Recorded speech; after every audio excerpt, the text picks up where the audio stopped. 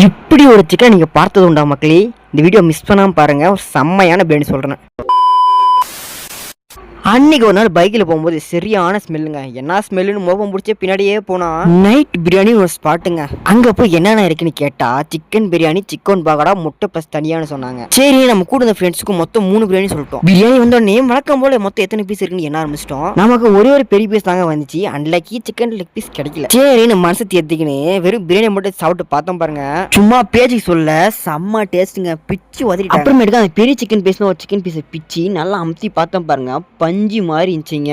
அப்படியே பிச்சு பார்த்தா உதிரியே வந்துச்சுங்க. சிக்கன் பீஸ் எல்லாம் பயங்கரமா இருந்துச்சு. இதுல என் ஃப்ரெண்டுக்கு லக்கியா ஒரு லெக் பீஸ் வந்துக்குதுங்க. அது பாருங்க எலும்பு தனியா பீஸ் தனியா பிரிஞ்சு வந்துருச்சு. சரி நம்ம ஒரு பீஸ் சிக்கனையும் கொஞ்சோண்டு வெங்காயத்தையும் சோத்துல வச்சு சாப்பிட்டு பார்த்தோம் பாருங்க.